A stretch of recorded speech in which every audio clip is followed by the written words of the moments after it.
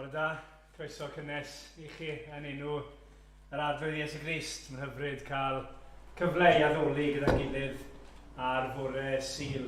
Felly gweld Emyr yn arwen ni yn yr Oedfa, a croeso I chi aros y baned, ac hefyd yn ymuno ni ar gyfer yr ysgol Sul, gyfer y plant a'r oedolion am gwarter I 12, neu tua gwarter I 12. Fe'n gweld Emyr yn arwen efo dewi heddi me bore yma, yn yr Eglwys Efngylerin Nghaerfyrddin, felly ni'n cofio amdano fe hefyd a'r cynulleidfa fyna. Gweithgyrraedd yr wythnos, cwrdd gweddi nos Fawrth fan hyn am gwarter I 8, ac yna nos Iau cyfle drawlen Emyn gyda Wyn am 8 o'r gloch, ac yna'r clybiau nos Wener fel arfer i'r plant Iau rhwng 6 a 7, ac yna rhwng 7 a 9 i'r plant hŷn. Mae gwyl yr Eglwys Newydd a Gwynlais wrthnos hon, a fe fydd Lois yn sôn mwy am hynny yn ystod yr Oedfa.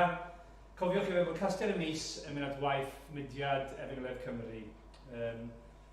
Ac yna, jyst I atgoffa chi bod angladd mam ni a Brown di Mawrth yn Aberhonddu, a ni'n cofio am y teulu gyda'r achlysur yna. Bydd yn anodd iddyn nhw'n siŵr. Ac yna, Sul nesaf, bydd Oedfa fydd ynghlwm â gwyl yr Eglwys Newydd bore dydd Sul, ac oherwydd hynny, fydd cymyn nos Sul. Felly cymyn nos Sul nesaf yn ytrach nag yn y bore. Ac os dyw e'n mynd, bydd Emyr yn arwen I eto yn yr Oedfa'n byw. Pnawn. Gadewch I ni droi a Dduw yn gweddi.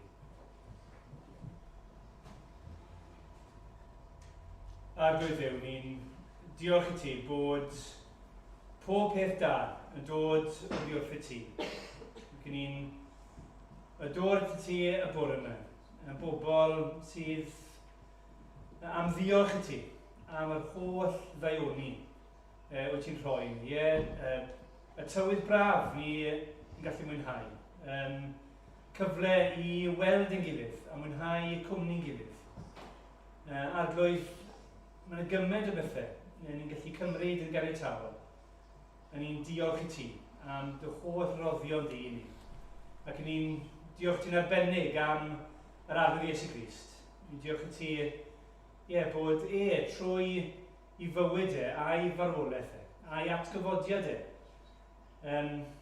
wedi maddau ni, ein pechodau ni, wedi rhoi bywyd newydd ni, wedi rhoi I ni ffydd a gobaith a chariad.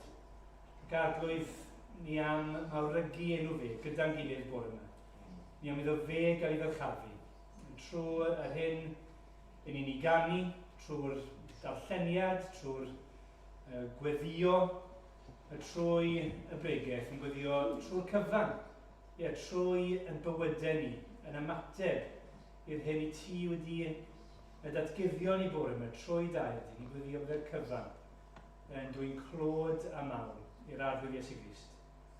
O ddi, ni'n gweddio felly am dysbryd I weithio ono ni, I dynnu'n agos ato ni, I ddangos I ni mwy a mwy o'r Arglwydd Iesu Grist, a'i berson a'i waith drosto ni. Gogoniant iddo fe ni'n gofyn. Amen.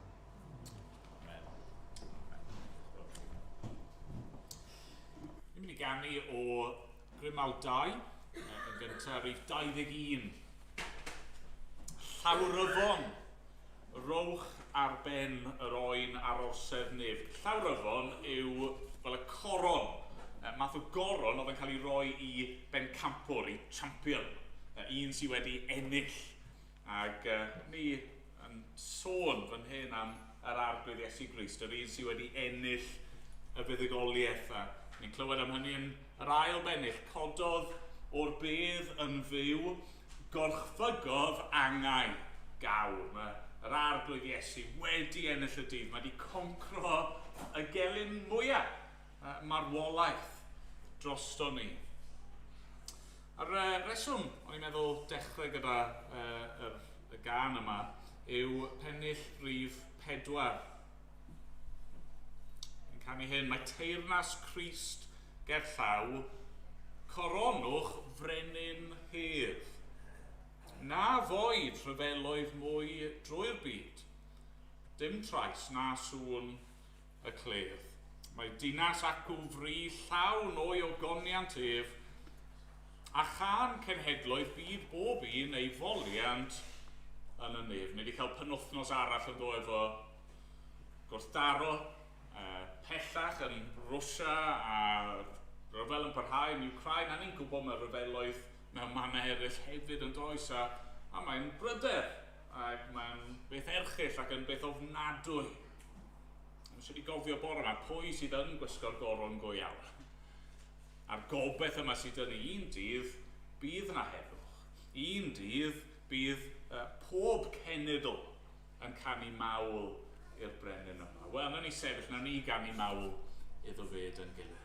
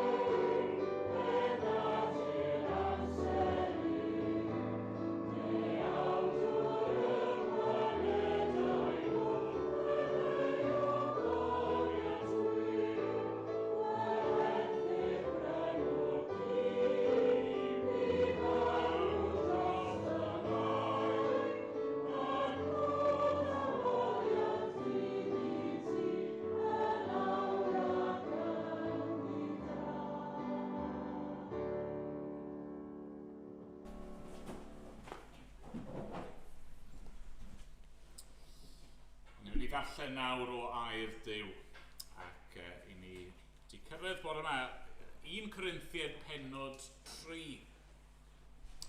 Ei llythyr cyntaf Paul at y Corinthiaid, a chi'n cofio mae'r 4 pennod cyntaf yma, fwy neu lai, i gyd yn un ddadl hir. Mae'n ddadl sydd wedi dechrau yn y benod gyntaf wrth i Paul siarad gyda'r Corinthiaid am ymraniadau, am ddadleuon oedd wedi ymddangos yn eu plith nhw. Wnaethon ni glywed ym mhenod 1, adnod 12, yr hyn a olygaf yw fod pob un ohonoch yn dweud, rwy fi'n perthyn i blaid Paul, neu minnau i blaid Apollos, neu minnau i blaid Cephas, neu minnau i blaid Christ. Oedd yr eglwys wedi ymrannu mewn i grwpiau bach. A felly mae Paul wedi bod yn trial dangos iddyn nhw, chi wedi colli golwg ar bethau. Chi wedi anghofio y neges wnaethoch chi dderbyn yn y lle cyntaf am Grist wedi ei groeshoelio. Chi wedi anghofio mae nid pregethwyr ac arweinwyr sydd yn bwysig, nid doethineb dynol sydd yn bwysig, ond y neges am y groes. Mae wedi atgoffa nhw o'r ffaith bod nhw wedi derbyn y gair yma mewn gwendid pregethu. A'r unig ffordd o'n nhw wedi gallu derbyn y neges o gwbl oedd oherwydd gwaith Duw trwy'r ysbryd glân yn eu calonau nhw.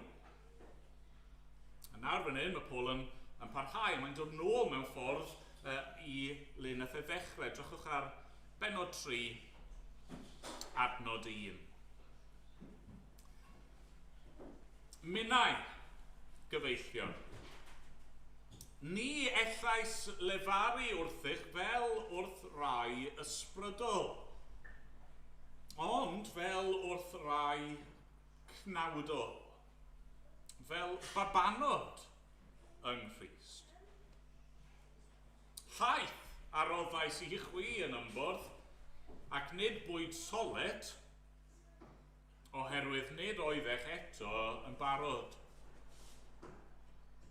Ac nid ydych yn barod yn awr chwaith, oherwydd cnawdol ydych o hyd. Oherwydd tra bod cenfigen a chynen yn eich plith, onid cnawdol ydych ac yn ymddwyn yn ôl safonau dynol? Pan yw un yn dweud, rwy fi'n perthyn i blaid Paul, ac un arall, minnau i blaid Apollos. Onid dynol ydych? Beth ynteu yw Apollos? Neu beth yw Paul? Dim ond gweision. Y deithoch wi i gredu drwyddynt. A phob un yn cyflawni'r gorchwyl a gafodd gan yr arglwydd. Mae fi a blanodd, Apollos a ddyfrhaodd. Ond Duw oedd yn rhoi'r tyfiant. Felly nid yw'r sawl sy'n plannu yn ddim, na'r sawl sy'n dyfrhau, ond Duw. Rhoddwr y tyfiant. Yr un sy'n plannu a'r un sy'n dyfrhau un ydynt, ac fydd erbyn y naill a'r llall ei dal ei hun yn ôl ei lafur ei hun, canis eiddo Duw ydym ni, fel cydweithwyr. Gardd Duw, adeiladwaith Duw, ydych chwi. Amen. Amen. Diolch i Dduw am ei air i ni. Mae Catrin yn ei rhoi gair y plant.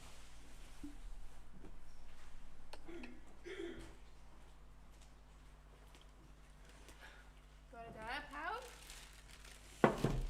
So ni newydd gael darlleniad o lyfr Corinthiaid, llythyr Paul at y Corinthiaid. Ni wedi bod yn edrych ar llythyr Paul at y Corinthiaid nawr. A ni yn pennod 3 erbyn nawr. Pennod 3. Ac os gawn ni gael yr un ola, please. Nawr te. Nawr yn gyn o'na.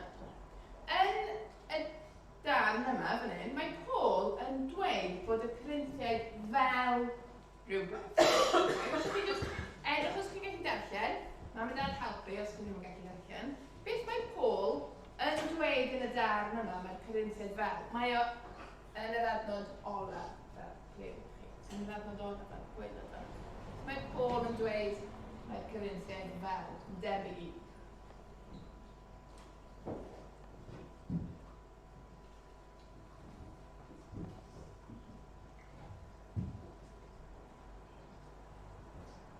Mae'n rhaid cliw bach yn well i chi. Mae gen yna ddau beth, ond yr un yma hwn fi eisiau. Rwy'n chi gweld beth mae'r un yma'n dweud.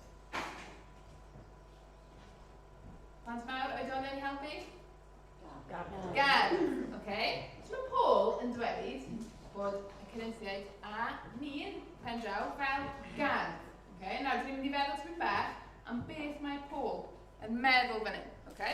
Nawr te, mae gen fi cwpl o bethau fan hyn. Ac os chi'n beth i ffwrdd, fe chi'n chi edrych yn ofalus, pwy sy'n gallu gweld beth sy'n gen fi yn llaw i fan hyn? Dyfan? Na, dim raisin. Dim raisin. Tre eto. Mae yna rai hyn gallu bod lot yn llai. Ond o'n i'n meddwl hwn ydy'r un mwyaf sy'n fi yn y tŷ heddiw. Dwi'n meddwl bod chi'n gallu gweld. Rwy'n gallu gweld beth yma?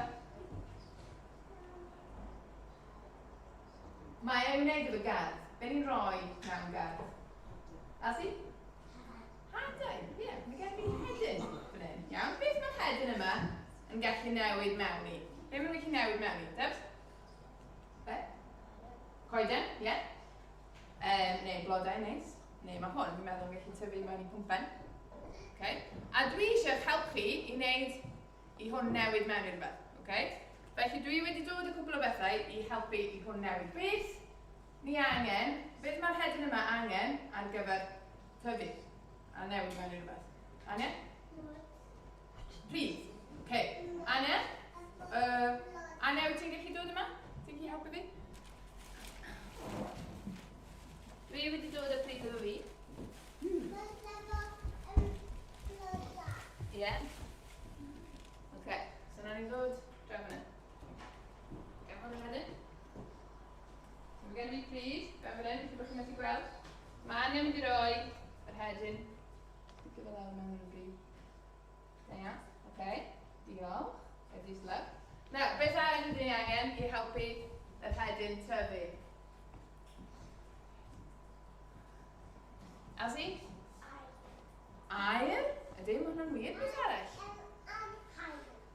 Hael. Ti'n iawn? A fi'n meddwl un peth arall sydd angen ar gyfer i pethau tyfu. Beth mae'r hadau angen yn y pridd? Dyma? Dŵr. Eisiau i helpu fi? So, mae dyma ni'n rhoi bach o ddŵr i'r hedyn yma.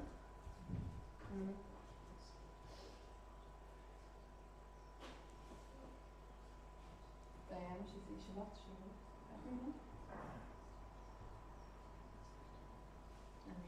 diolch dyfan. Ok, diolch. Iawn, so mae gen i ni dŵr.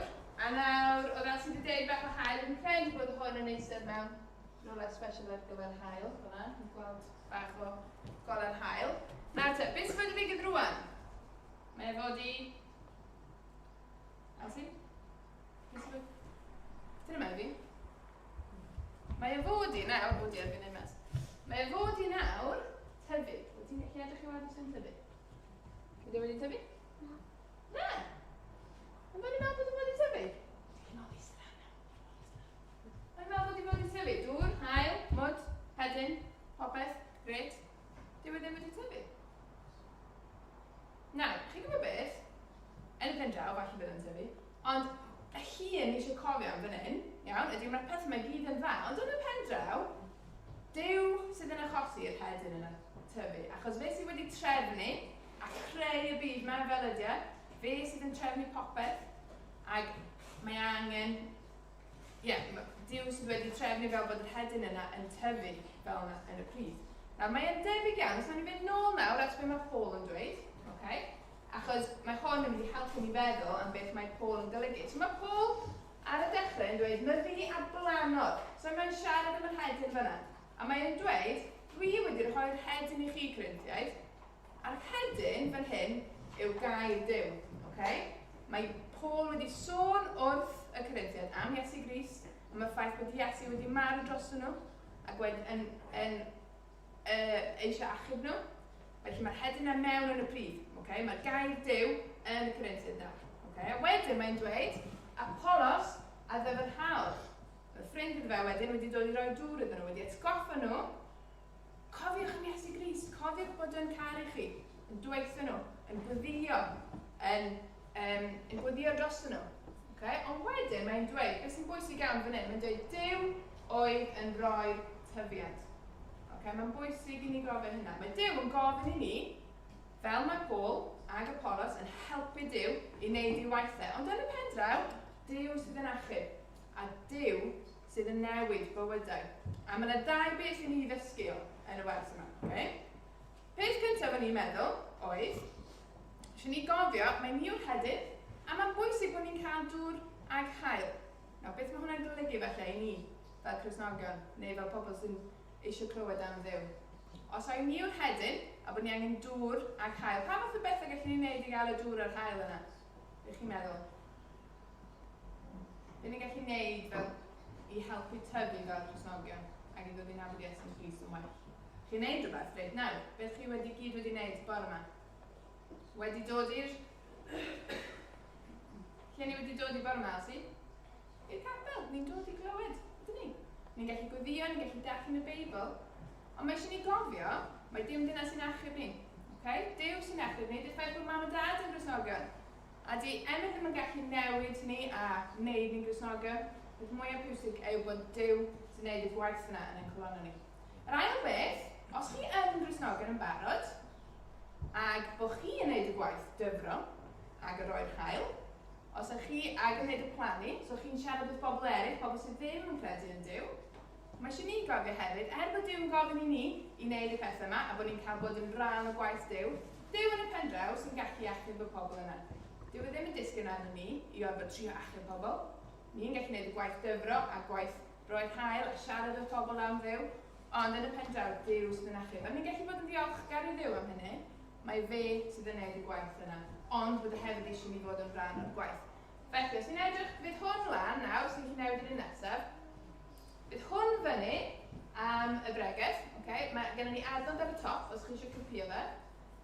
Blantus bach, felly gallwch chi tynnu llun o cae neu gardd hyfryd, gyda hadau a dŵr a hael, a falle ysgrifennu wrthyn nhw beth yw'r hedyn, cofio gair Duw, beth yw'r dŵr a beth yw'r hael bych chi'n meddwl sy'n gallu helpu'r beth o tyfu.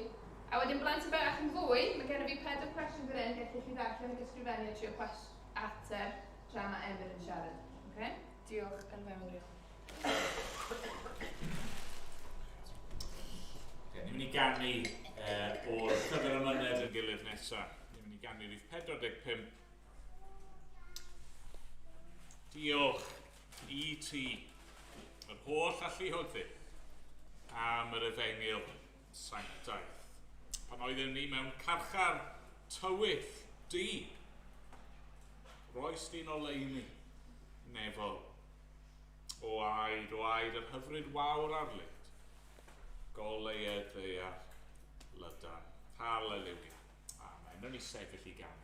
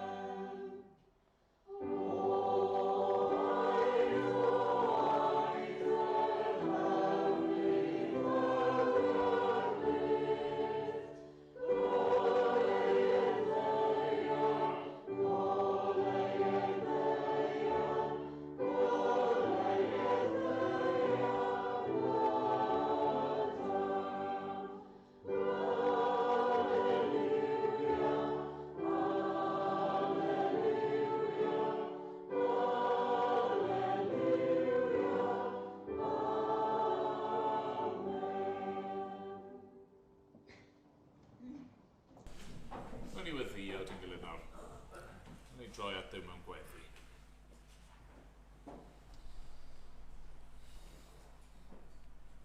O arglwydd ein Duw, i ni yn diolch i ti yn fawr iawn am yr efengyl sanctaidd. Ni'n diolch i ti arglwydd pan oedden ni yn dal yn gaeth yn ein pechod ni, pan oedden ni yn elynion i ti, pan oedden ni yn dal yn gwrthryfela yn derbyn di, pan roedden ni yn dal yn feirw. Nes ti ddod ag gweithio yn ein calonau ni a rhoid o leini di i ni. Ni'n diolch bod dy air di wedi dod, wedi cael ei hau arglwydd i, falle mewn gwahanol ffyrdd, i rai ohono ni trwy brigethu ac i eraill ohono ni trwy rhyw sgwrs neu rhywbeth wnaethon ni ddarllen, ond diolch bod air di wedi dod a wedi cael ei hau a'i blannu yn ein calon ni. Ac ni'n diolch. Ni'n diolch bod ti wedi dod a trwy'r ysbryd glân wedi dod â bywyd. Bod dy oleuni di wedi achosi tyfiant a ffrwyth yn ein bywydau ni. Diolch bod ti wedi rhoi edifeirwch a ffydd i ni gredu yn yr arglwydd Iesu Grist. A ni'n diolch amdano fe yn awr. Arglwydd, ni ddim eisiau cymryd y gair yna, efengyl yn ganiataol. Ni'n diolch am efengyl Crist. Yn newyddion da amdano fe. Yn newyddion da na fod yr arglwydd Iesu Grist. Duw y Mab wedi dod yn y cnawd mwyn ein hachub ni. Diolch amdano fe. Diolch am ei ffyddlondeb a'i fuddod Diolch bod wedi llwyddo lle rydyn ni wedi methu. Diolch bod na ddim drygioni, na dim pechod yn perthyn iddo fe o gwbl. Diolch bod wedi mynd i'r groes drosto ni. Diolch bod wedi rhoi ei fywyd i lawr yn aberth yn ein lle ni. Diolch bod wedi cymryd arno fe ei hun, ein cosb ni, ein condemniad ni. Diolch bod wedi talu'r pris yna mwyn i ni ddod yn rhydd. O arglwydd, diolch i ti am yr efengyl yma. Yr efengyl sy'n newyddion da i bob un ohono ni i'r bore yma. Yr efengyl yna sy'n newyddion da i bob un trwy'r byd. A dad, rydyn ni'n gweddio nawr am sefyllfa ein byd ni. Dad, ni'n meddwl am yr hyn sy'n digwydd yn Rwsia ac yn Ukraine ac y gwledydd gyfagos. Dad, ni'n cyffesu mewn un ystod ni ddim yn gwybod be i weddio.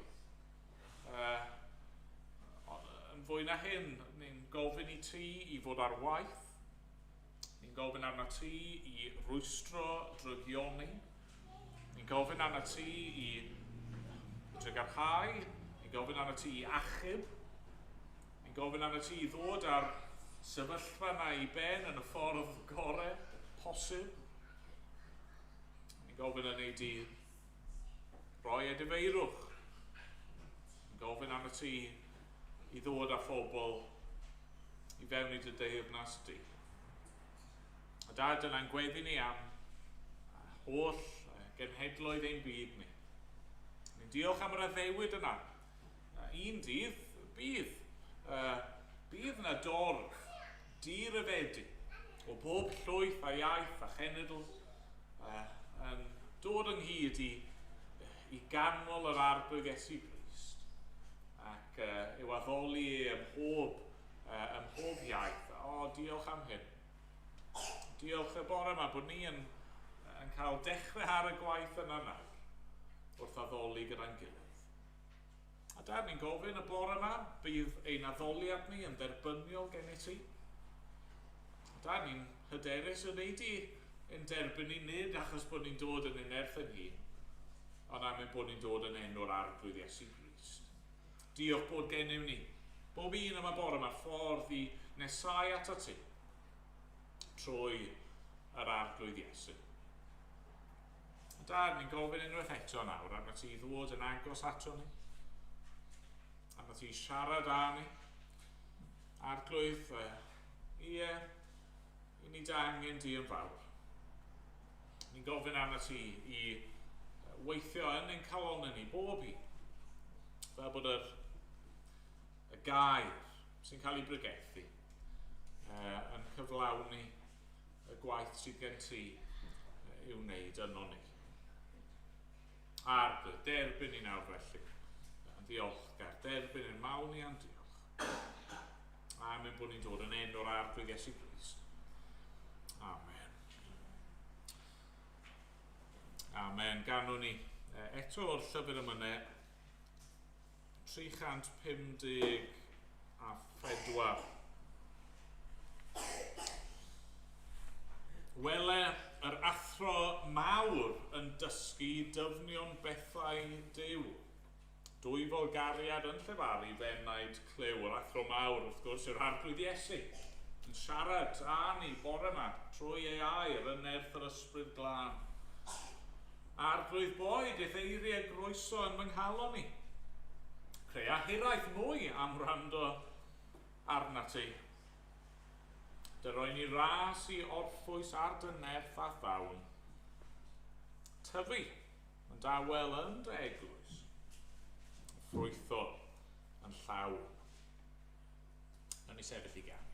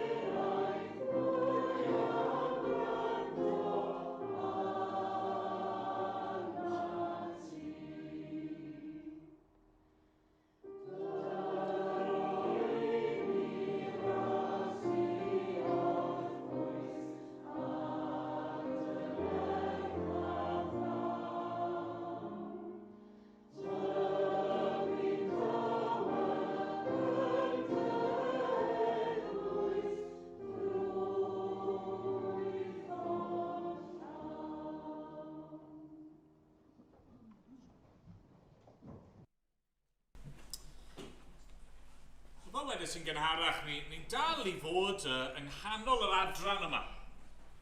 Ar ddechrau llythyr cyntaf Paul at y Corinthiaid, lle mae Paul yn brwydro am undod o fewn yr eglwys. Mae eisiau iddyn nhw stop o cwmpo mas da'i gilydd a dod nôl yn unedig at ei gilydd. A'r ffordd mae Paul wedi bod yn gwneud hynny yw trwy geisio mynd at reiddyn y broblem. Mae wedi bod yn trial dangos i'r Corinthiaid mewn gwahanol ffyrdd fod angen iddyn nhw stopio ymddiried mewn doethineb dynol ac yn hytrach i ymddiried yn noethineb Duw. Bod angen iddyn nhw stopio ymffrostio yn eu harweinwyr nhw a mynd nôl i ymffrostio yn yr arglwydd. O dyna oedd y broblem. Oedd y Corinthiaid wedi colli golwg ar yr Efengyl sanctaidd, yr Efengyl syml. A nhw wedi mynd ar ôl rhywbeth eraill. Ac oedd hynny yn peryglu eu hindod nhw. Nawr, mae Paul, mae newydd fod yn sôn yn do am bregethu. A mae gair yn cael yr had yn cael ei hau wrth i'r gair cael ei esbonio. Ac yna mae wedi bod yn sôn am waith yr ysbryd glân. Ac yn benodol am y ffaith mae dim ond trwy gwaith yr ysbryd glân mae modd i berson dderbyn yr efengyl. A'r reswm wrth gwrs pam bod gwaith yr ysbryd glân mor allweddol yw oherwydd yr ysbryd glân sydd yn ein hael eni ni. A does dim posib i rywun gredu'r efengyl na derbyn yr efengyl neu ymddiried yng Nghrist nes bod nhw wedi cael eu hael eni. Mae Iesu Grist ei hun yn dweud hynny'n glir yn dod, chi'n cofio? Oni gennych chi o ddichod, os nag chi'n cael eich ail eni o ddichod, chi ddim yn gallu gweld teyrnas Dduw. Yr ysbryd glân sydd yn ein hadfywio ni. Yr ysbryd glân sydd yn rhoi bywyd newydd i ni. A felly mae yna rhywbeth reit naturiol yn y ffaith bod Paul yn mynd mlaen fan hyn ac fel petai'r thema i'r adran ni'n edrych arno bore yma yw tyfu. Achos mae pethau byw yn tyfu, yn dyn nhw. Ni wedi gweld hynny yn yr wythnosau a'r misoedd diwetha yn ein gerddi ni ac yn yr parciau o'n cwmpas ni a'r ceie os ych chi wedi bod mas yn y wlad. Ni wedi gweld dail a blodau a ffrwythau ac os ych chi fel ni, chi wedi gweld lot o chwyn yn dod hefyd, ond pam bod y pethau yn dod? Pam bod nhw'n newid? Pam eich chi'n troi rownd ac yn sydyn iawn yn rhywbeth yna o ddim yna o'r blaen, wel achos bod nhw'n fyw. Os oes hael, os oes digon o ddŵr, maen nhw'n tyfu. Dyw pethau byw ddim yn aros yn static, yn llonydd. Mae yna gynnydd, mae yna dwf, mae yna ddatblygiad. Dyna lle mae Paul fel petai'n troi nawr. Mae'n gweud, os ych chi wedi derbyn y gair yn nerth yr ysbryd glân, os ych chi'n ar yn bobl sydd yn fyw yng Nghrist, dylsech chi fod yn tyfu. Felly bore yma, ni'n mynd i glywed am yr angen i dyfu. Yna, wnawn ni feddwl am ffynhonnell tyfiant, beth sy'n rhoi y twf yma. Ac yna, i orffen, ni'n mynd i feddwl am pwrpas y tyfiant. I ddechrau te, yr angen i dyfu. Mae Paul yn defnyddio darlun yn dydy yn yr adnodau cyntaf yma. Drychwch ar adnodau 1 a 2. Mae'n dweud, mennau gyfeillio. Ni ellais lefaru wrthych fel wrth rai ysbrydol, ond fel wrth rai cnawdol. Fel babanod yng Nghrist. Llaeth ar ofais i chwi yn ymbwrth, ac nid bwyd solet. Oherwydd nid oeddech eto'n barod. Ac nid ydych yn barod yn awr, chwaith. Mae Paul yn atgoffa nhw yr adeg ddaethau atyn nhw. Yr adeg pan nathon nhw glywed yr efengyl yn gyntaf a dod i gredu yn gyntaf. A'r ffordd mae Paul yn disgrifio nhw, mae'n disgrifio naturiol yw, maen nhw fel babanod yng Nghrist. Babanod sydd newydd gael ei geni, sy'n newydd dderbyn bywyd. A mae Paul yn dweud, pan o'n i gyda chi, be nes i roi i chi yn yr cyfnod cyntaf yna? Wel, llaeth ysbrydol. Dyna mae babis angen i ddechrau, yn dyfa. Pan mae plentyn newydd gael ei geni, dyw corff nhw ddim yn gallu treulio dim byd fwy na hynny, ddim yn barod ar gyfer bwyd solet. A felly mae mam yn rhoi llaeth i'r plentyn. Mae'n rhywbeth od iawn os oes gennych chi toddler. Mae hyd yn oed plentyn hŷn na hynny sydd dal just yn bita llaeth. Mae rhywbeth i mynd o'i lef yna, ond does, na, disgwyl yw bod yna rhyw symud ymlaen i fwyd soled. A felly be mae Paul yn dweud yn y bôn i'r Corinthiaid yw hyn, chi ddim di tyfu lan. Chi ddim wedi tyfu lan. Chi dal lle oeddech chi yn y lle cyntaf. Mae rhywbeth yn bod fyna. Achos mae pethau byw yn tyfu.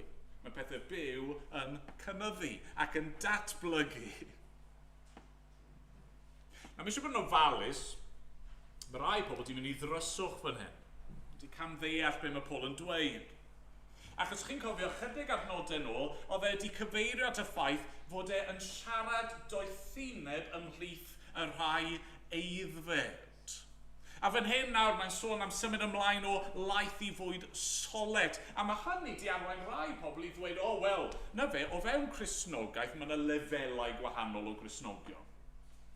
Ac, chymod, o ie, i ddechrau chi'n dechrau gyda'r llaeth, ond yna mae rhaid i chi ddysgu rhyw wybodaeth guddiedig, rhyw ddirgelion special ar gyfer yr elit Cristnogol.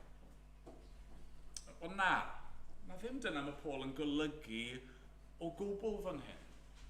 Na mae'r syniadau yna yn syniadau sy'n fwy tebyg i gnosticiaeth, yr syniadau yn y ganrif gyntaf bod angen dysgu rhyw wirionedd dirgel cudd. Na ddim dyna mae Paul yn dweud. Be mae Paul yn golygu fan hyn yw yr un efengil sy'n cael ei ddysgu pan ych chi'n dod i gredu ac wrth i chi dyfu fel Cristion. Yr un newyddion da, yr un neges, ond jyst bod chi'n mynd yn ddyfnach ac yn ddyfnach iddi. Hynny, does na ddim gwahaniaeth sylfaenol rhwng y llaeth a'r bwyd soled. Y gwahaniaeth yw bod chi yn dod i ddeall a dyfnhau eich dealltwriaeth chi o yr un efengil.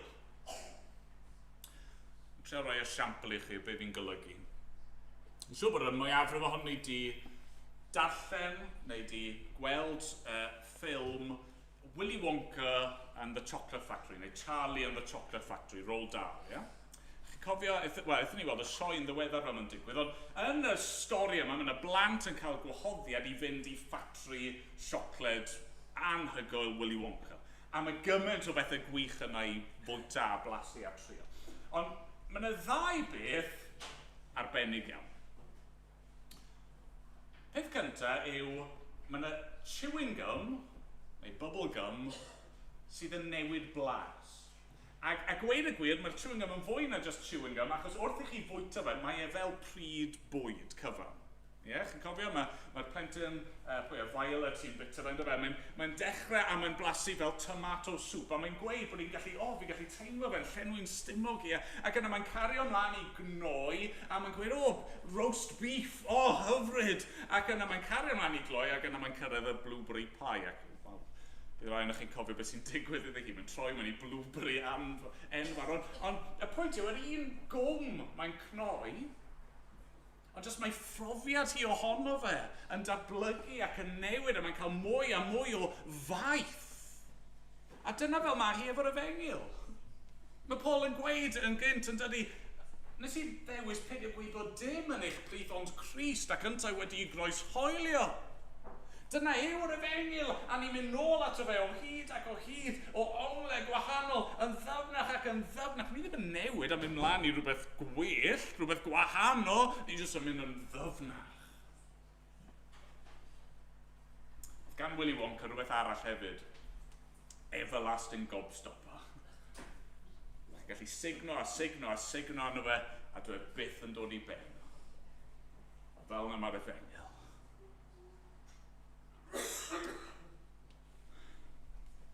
Ni byth cyrraedd ei ddiwedd. A wastad fwy i'w ddweud am yr arglwydd Iesu. Am yr hyn mae e wedi gyflawni drosto ni.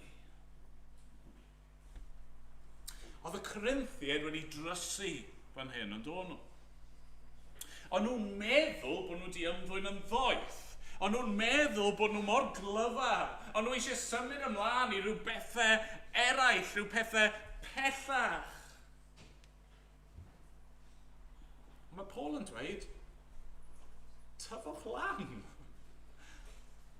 Mae'r ffordd chi'n ymddwyn yn dangos bod chi dal fel plant bach.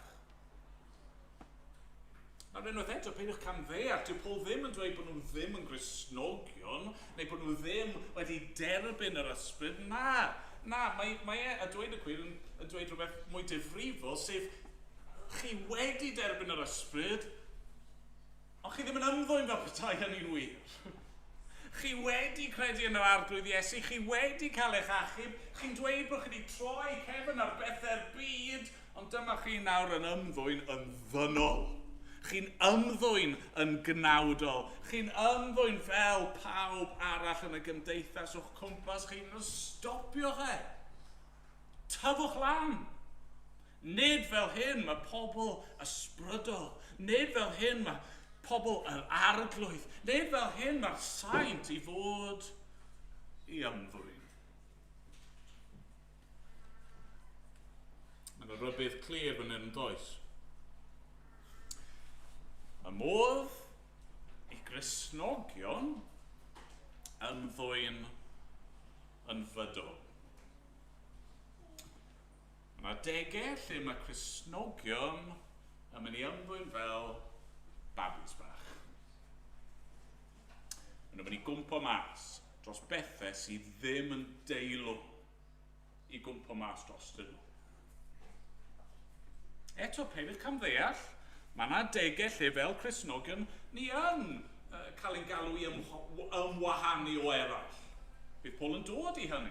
Mae yna adegau lle mae yna gau athrawiaeth difrifol, pobl yn gwadu'r efengyl, wel na fe, ni'n tynnu ffwrdd o bobl felly, a mae yna adegau lle fydd rhywun yn syrthio i bechod difrifol ac yn gwrthwynebu efo'r rhai, ac ar adegau fyna, ni fod i dorri cymdeithas gyda nhw, mwyn gobeithio bod nhw yn neud efo'r rhai. Na be mae Paul yn sôn am fan hyn yw chi'n cwmpo mas dros bethau stupid. Chi fel babis bach yn taflu'ch teganau mas o'r pram. Mae eisiau chi stopio fe.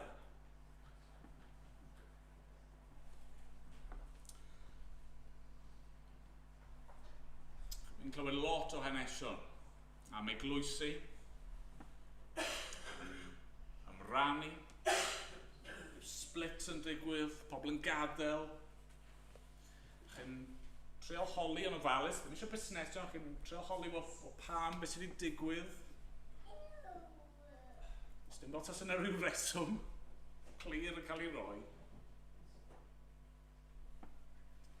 Pobl yn ymddwyn yn ddynol, ymddwyn yn gnawdol, ymddwyn yn hunanol. Nes i ni fod yn ofalus, nes i ni wylio'n hunan fan hyn. Nes i ni ofyn y cwestiwn, os yna rhywbeth yn o fi, lle fi angen tyfu lan. Nes i ni falle feddwl amdano ni'n hun, edrych ar os chi'n Gristion ar meddwl nôl am eich bywyd chi dros yr blynyddoedd ers chi gael eich achub, os yna newid i bod, os yna gynnydd wedi bod, neu ydw i dal yn yr un fan?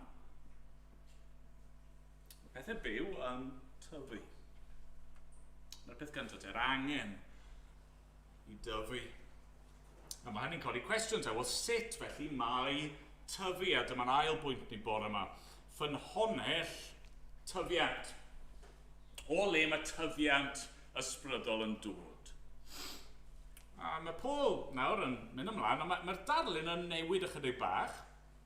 Mae'n symud o'r cresh, o'r prams, ac yn symud i fyd amaeth, byd y fferm. Drychwch ar adnodau 4 i 7. Pan yw un yn dweud, roedd fi'n perthyn i blaid Paul, ac un arall minnau i blaid Apollos, onid dynol ydych. Beth ynte yw Apollos? Neu beth yw Paul? Dim ond gweision. Y deithoch chwi i gredu drwyddynt, a phob un yn cyflawni'r gorchwyl a gafodd gan yr arglwydd. tyfu a blanodd. Apollos a ddyfrhaodd, ond Duw oedd yn rhoi'r tyfiant. Felly nid yw'r sawl sy'n plannu yn ddim, na'r sawl sy'n dyfrhau, ond Duw rhoddwr y tyfiant. Wrth i'r Corinthiaid yn ffrostio yn ei arweinwyr nhw, ond nhw wedi colli golwg ar y reality, ond nhw. Ond nhw wedi anghofio mai beth yw Paul, beth yw Apollos, beth yw Pedr, beth yw unrhyw weinidog, beth yw unrhyw Gristion yn y pen draw? Gweision. Gweision. Yn cyflawni'r gwaith mae Duw wedi rhoi iddyn nhw. Yn gwasanaethu Duw, yn gwasanaethu ei bobl, ond mae hyd yn oed yr arweinydd mwyaf llwyddiannus, os allai roi yn y termau hynny, maen nhw'n was. Duw yn unig sydd yn rhoi tyfiant. Pam? Pam? Wel, oherwydd mae fe yw ffynhonnell bywyd. Does na ddim bywyd yn bodoli, oni bai am Dduw. Fe yw creawdwr a chynhaliwr pob peth, a mae hynny'n wir yn ysbrydol hefyd. Wel, gallwch chi gael car, a mae'r holl darnau yn ei lle, mae yna olwynion, mae yna seddi, mae yna engine, mae yna bopeth yno, ond heb petrol. Dwi ddim yn ei tanio, ydy e? Neu allwch chi gael rhyw ddyfais electronic, rhyw gyfrifiadur, a mae'r chips i gyd yna, mae popeth fel mae e fod i gyd yn gweithio'n iawn, ond heblaw bod chi'n rhoi'r plug i fewn, dim byd mynd i ddigwydd. Gallwch chi, wel, glywon ni yn y stori plant, gallwch chi roi hedyn yn y ddeiar, gallwch chi roi dŵr iddo fe, ond heb res a goler hael. Bydd dim byd. Mae Paul yn dweud fan hyn, gallwch chi ddarllen ac esbonio y gair, gallwch chi bregethu'r gwirionedd a'i egluro fe yn wych. Dim ond Duw sydd yn rhoi tyfiant. Peidiwch canmol y pregethwr, peidiwch canmol yr un sydd yn hau'r had neu yn dyfrio, rowch ganmoliaeth a mawl i'r un sydd yn rhoi bywyd. Beth yw Paul? Beth yw Apollos? Nid pwy, sylwch. Hynny wrth gwrs, oedd Paul yn berson, oedd Apollos yn berson, ac yn nhw'n werthon. Ond beth i nhw? Chi'n rhoi nhw lan ar y pedestal nhw? Beth i nhw? Maen nhw'n ddim. Ond dyw hynny ddim yn golygu oedd eu gwaith nhw ddim yn bwysig, oedd eu gwaith nhw'n allweddol, achos Duw ei hun oedd wedi rhoi y gorchwil yma, roi'r gwaith yma iddyn nhw i'w wneud. Ond peidiwch colli golwg ar pwy yw'r un sydd yn rhoi tyfiant. Ni ddiolchgar yn dyn i'r rhai sy'n cyflwyno'r efengeli. Wrth gwrs bod ni. Chi'n meddwl am y Corinthiaid nawr a bydde Paul di dod i'w plith nhw a trwy Paul wnaethon nhw dderbyn yr had. Wnaethon nhw glywed fod Duw yn eu caru nhw a fod Duw wedi anfon ei fab, Duw wedi dod ei hun ymherson yr arglwydd Iesu i'r byd yma. A fod wedi byw bywyd gwbl berffaith a di-bechod drostyn nhw ac yna fod wedi rhoi ei fywyd ar groesbren ei mwyn nhw ac yna fod wedi atgyfodi mewn buddugoliaeth mwyn rhoi bywyd iddyn nhw. Wrth gwrs o'n nhw'n ddiolchgar am hynny. Ac yna, oedd Apollos di dod ac oedd fel petai di dyfrio y gwaith. Oedd di amhelaethu, oedd di helpu nhw yn yr manne lle falle nhw ddim yn glir ar rai pethau, ac oedd di mynd â nhw i edrych ar y gair yn ddyfnach ac yn ddyfnach i ddeall mwy am yr efengil a goblygiadau'r efengil a'r fywyd o ddydd i ddydd. Gret. Hau'r had, pwysig. Dyfrio, pwysig. Ond heb Dduw, mae'n ddim. Duw sy'n rhoi'r tyfiant, a felly mae'n rhaid dibynnu arno fe. Mae'n rhaid i geisio fe. Allwn ni ddim mynd ymlaen hebddo fe yn ein cerddediad personol ni. Yr unig ffordd i ni'n mynd i dyfu yw nid os i ni just yn darllen y Beibl a nid just yn gwrando ar bregethau a treulio amser gyda Christnogion. Mae'r pethau yna'n dda. Yr unig ffordd ni'n mynd i dyfu yw os i ni yn y pethau hynny a trwy'r pethau hynny yn ceisio Duw. Dibynnu arno fe. Ac wrth i ni fynd a ceisio rannu gydag eraill y newyddion da yma, allwn ni wneud yr holl bethau yma, maen nhw'n bwysig, allwn ni fynd a sgwrsio dy pobl a roi gwahoddiadau a cyflwyno'r efengil iddyn nhw, ond heb Duw yn bendithio, neu ddim byd dod. Fan hyn felly ni dod i'r pwynt ola. Duw yn rhoi y tyfiant yma i ni angen. Ond pam? Beth yw pwrpas y cwbl? Drychwch ar adnodau 8 a 9. Yr un sy'n plannu a'r un sy'n dyfrhau, un ydynt.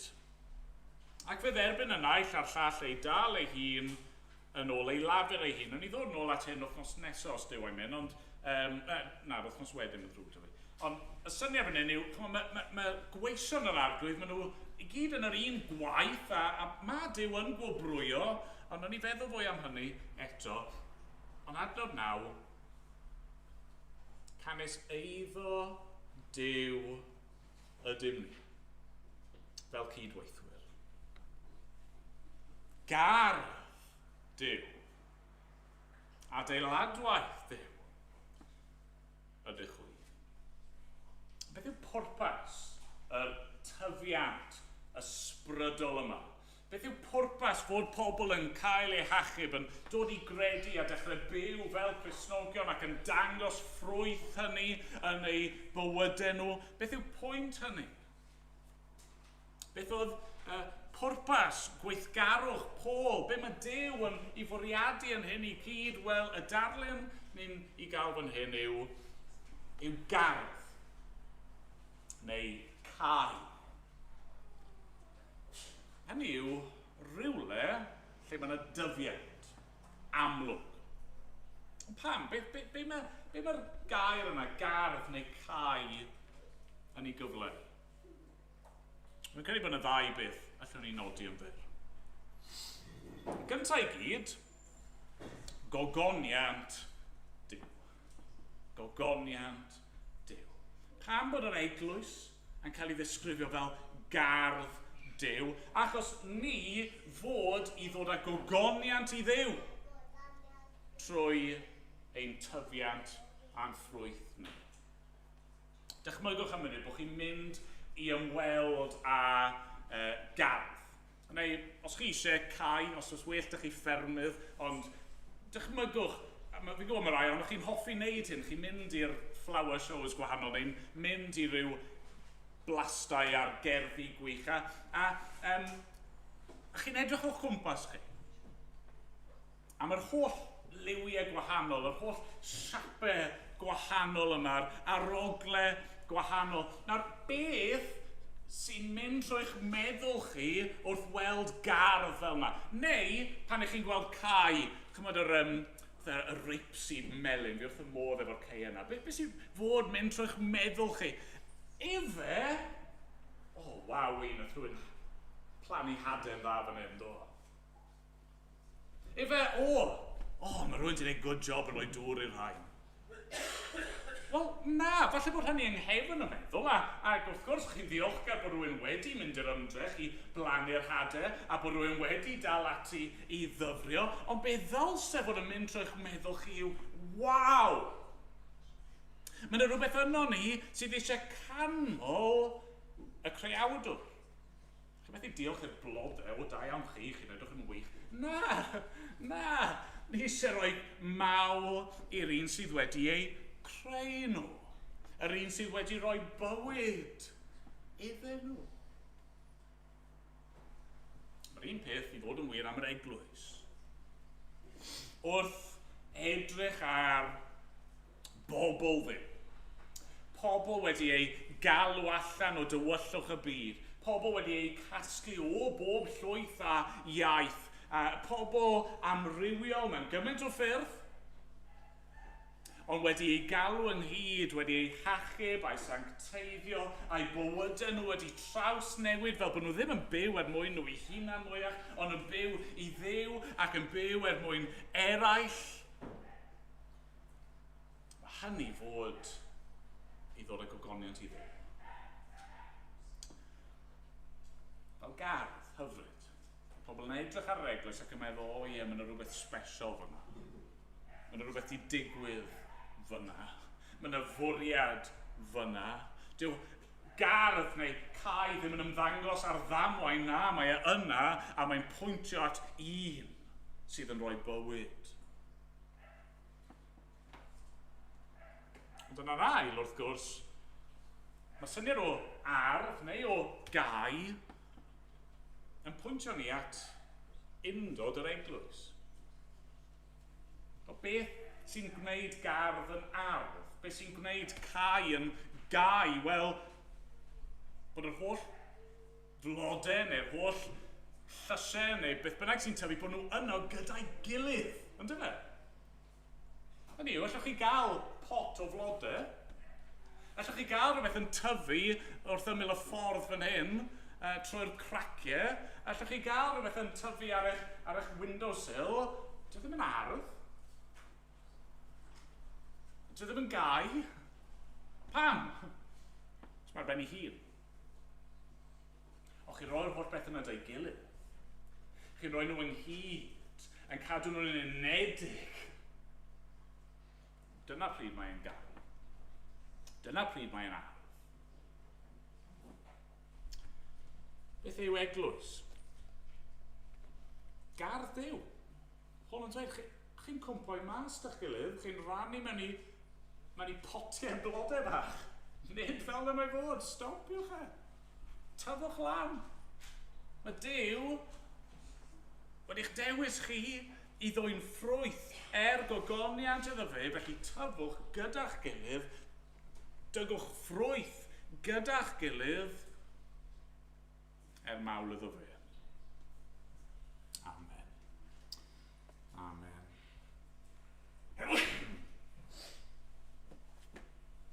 Ganddo ni. Rhif 36 yn yr atodiad. O eglwys. Cod a gwisg darfolgaeth di, gwrando alwad Crist ein brenin. Rai oedd wan sy'n nawr yn dyrfa hi. Cryfder Duw sy'n nerthyn byddin. Ac ymlaen, o'n I sefyll I ganid yn gilydd.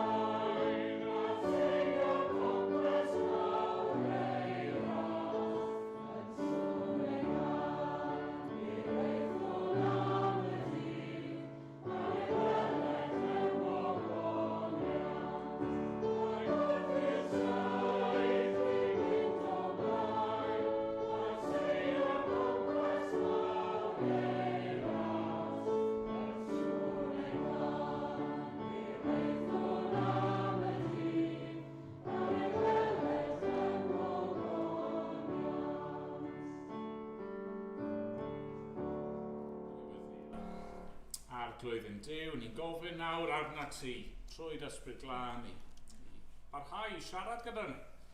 Arglwydd, helpa ni i chwilio'n calonau ni, os oes angen i ni dyfu mewn rhyw ffordd arbennig, arglwydd, helpa ni yn hyn. Arglwydd, ti sydd yn rhoi y tyfiant, ti sy'n rhoi bywyd. Arglwydd, gwna ni felly yn ffrwythlon iawn, a hynny gogoniant i ti yn unig. Da derbyn ni nawr gwarchod ni, bydd gyda ni, a mynd bod ni'n gofyn yn enw yr arglwydd Iesu Grist.